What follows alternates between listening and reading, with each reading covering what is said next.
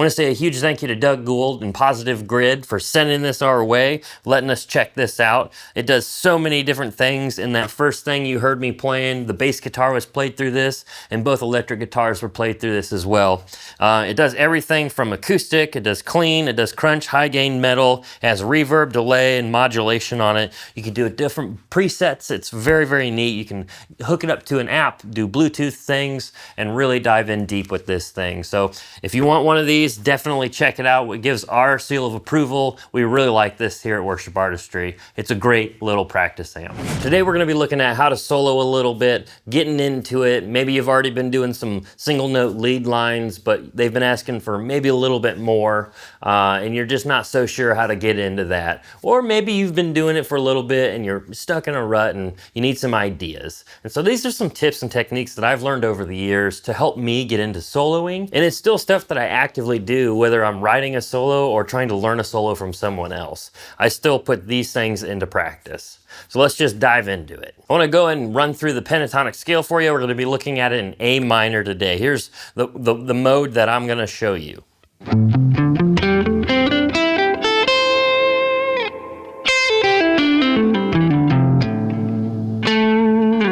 It's a very easy scale, very easy to do, but if it's not so easy to you right now, just take some time, learn it, sit with it a little bit, go very slow, and then get it to the point to where you can go up and down, and it's not hard for you at all. So what I don't want you to do is just regurgitate the scale. When somebody's like, all right, go ahead and bust a solo, man, and you're just like, okay.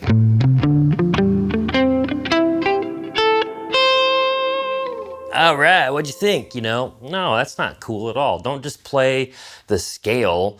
Learn the scale so you know the notes, you know the pattern. Maybe you want to look at it as a pattern and not a scale. But that just learn it, but don't play that for the solo.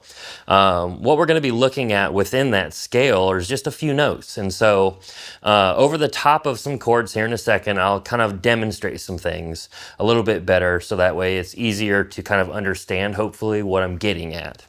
But looking at the pentatonic scale on the G, D, and A strings, that's where we're going to stay. There's 6 notes, technically. So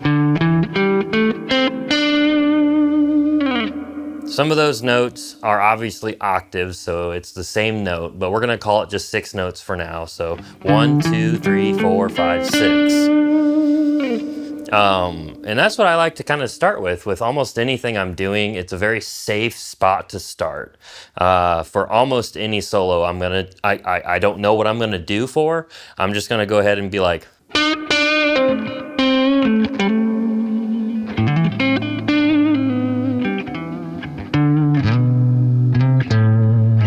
you know, and kind of go from there. I was throwing in some extra notes just because that's what I'm so used to doing. But I was really just sticking around those kind of 6 notes, those 3 positions, effectively 1, 2, 3, right?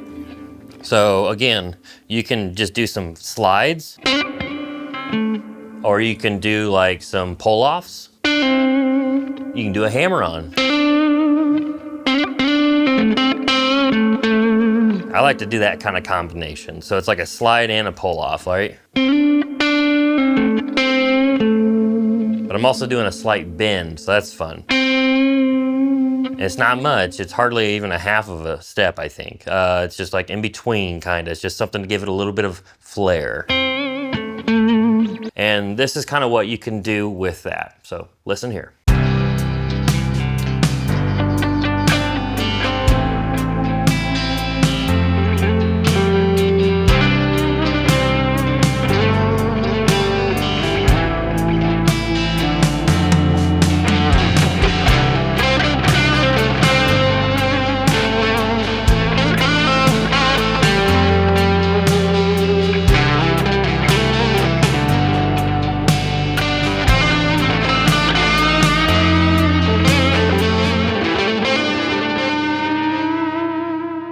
Have like some fun with it.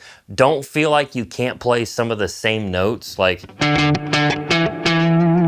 mean, I only played 2 notes there, but that's still fun to me. Like, that's neat. Like, I mean, that's what music's supposed to be, right? It's supposed to be fun. It's not supposed to like, oh no, I'm super stressed out about what I'm playing and I'm in my head about it. And that's where I was for a very, very long time because I really thought people like cared, you know, about like what I was doing, or if I'm doing something wrong, I don't want to be an idiot, you know, I don't want to show up somewhere and be like, oh, that person doesn't know what they're doing. Get that out of there. You know, that noise ain't right. That ain't God. You know what I'm saying? Like just knock it off.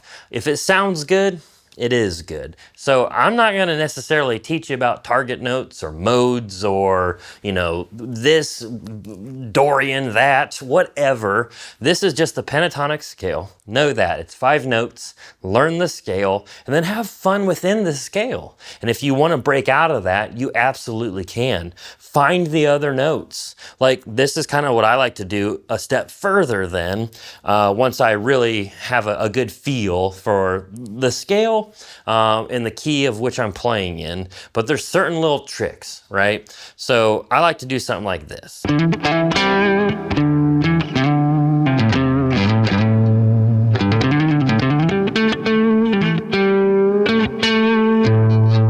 It's a lot of fun because those are just the other notes. They're the same notes, it's just in a different spot. And here's what that can sound like in a band context.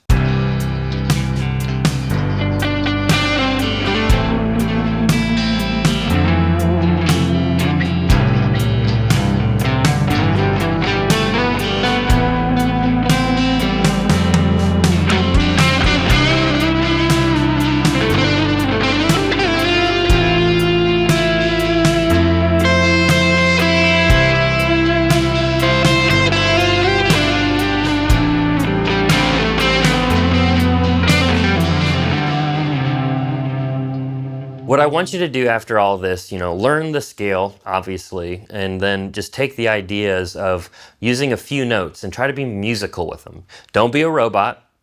Don't just repeat the scale, don't regurgitate the scale, but take like 3 notes out of the 5 and be like, all right, I'm gonna find those in here and I'm gonna be musical with it within that box shape. And then I'm gonna find them up here, right? On somewhere in this part of the neck and then somewhere in this part of the neck. And then just have fun switching that around because again, you can play the same note somewhere and then move it up an octave or something, and it sounds a bit different, and it can be really neat to transition like phrases or to another note or something like that. Once you learn to just go through the scale,